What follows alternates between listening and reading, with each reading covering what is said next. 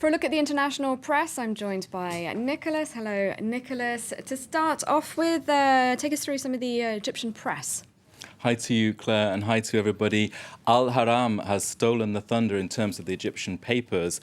We can go directly to its page online, and we can see there lots of red colour, and that is about its headline that Morsi will either be forced to resign or will simply be ejected. The army is saying it will rule the country for 1 year and cancel the constitution imposed by Islamists. It will put the leaders of the Muslim Brotherhood under house arrest. Al-Ahram this Wednesday, saying the army's roadmap will involve setting up a presidential council. So major news from that paper, and that's a real shift in tone compared to the last 3 days.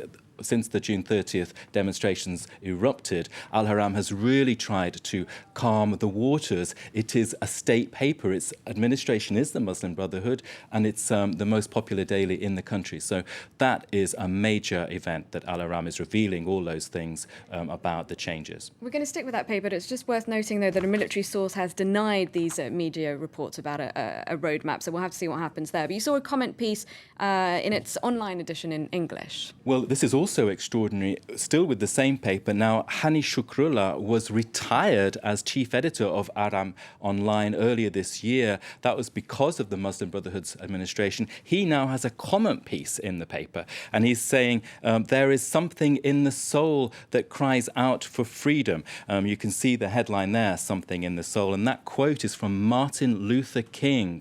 And it is a really extraordinary piece, Claire, if you have the time to go and read it. One piece today, this Wednesday, go and read that one, because every single sentence in it is power-packed.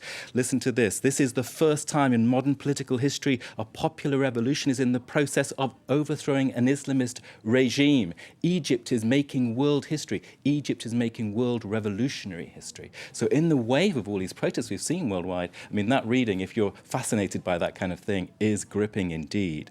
Sticking with the Egyptian press, you saw another opinion piece by a leading commentator in the country. Well, another commentator, Imad Eddin Adib, is writing in the Al-Watan News, and he's saying that Mohamed Morsi's television address was nothing less than political suicide. The question that remains is if the Muslim Brotherhood will sacrifice him as president to remain a political force in Egypt, and will it be negotiating with the army? So lots of question marks, as we've mentioned. Let me look at the international reaction and go to our cartoon just to lighten up a little bit. The International Herald Tribune has this cartoon showing Morsi at his desk, counting not the hours to the ultimatum by the army, but actually counting the days since the last military coup.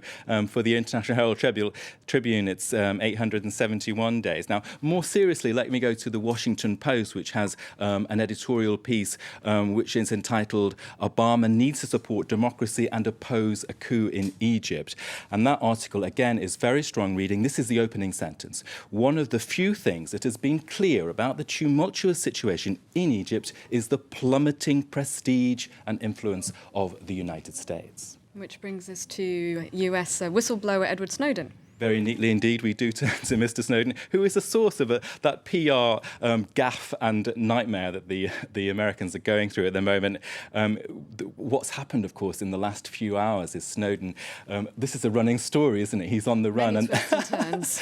Daily Mail has got this about a plane that was carrying the Bolivian president, Evo Morales, and it got diverted back to Vienna from Moscow, and it was the French and the Portuguese said, no, it can't cross our airspace, and Snowden wasn't even on board, and anyway, a huge diplomatic spat erupts. But of course, Snowden has asked for asylum from 21 countries. He's not doing well. No one's giving him outright a yes. Venezuela has given him a maybe. So I turned to the Venezuelan paper, El Universal. There you can see Salvando al Agente Snowden, which is the kind of, you can read that and hear in the words Saving Private Ryan, the Tom Hanks movie. Now, that is also very good reading, because it's saying, yes, we do have a Tom Hanks-style sympathy for Snowden.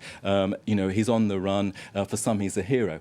But Venezuela should not take him in, because Venezuela has its own political exiles. It has its own political prisoners. It's total hypocrisy on the part of the Venezuelan government to take someone like Snowden in when they won't deal with their own trash and their own rubbish under the carpet. So, of course, Snowden, the situation, the asylum situation for Snowden at this point, not very promising for him, is it really? All right, the bets are on to see where he ends up. Thank you very much, Nicholas, for taking us through the international papers. And thank you for watching. Stay tuned. I'll be back in just a few minutes with more on the deadly crisis in Egypt. And I'll be speaking to a member of the ruling Freedom and Justice Party. We'll also be talking sports, including the latest on the Tour de France. Stay tuned.